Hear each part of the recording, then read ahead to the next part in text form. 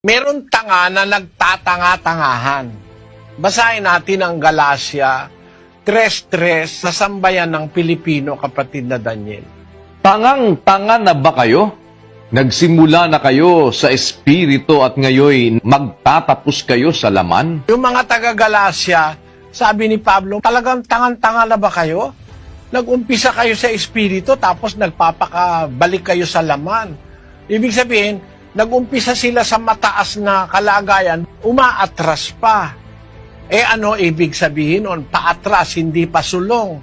Sa 7 ng Jeremias, versikulo 24. Ngunit hindi nila dininig o ikiniling man ang kanilang pakinig, kundi nagsilakad sa kanilang sariling mga payo at sa pagmamatigas ng kanilang masamang puso at nagsiyaong paurong at hindi pasulong. Ayan, pagka paurong ang tao, ayaw na matutot o masenso sa kaalaman, ang tawag ng Biblia ron, masamang tao yon.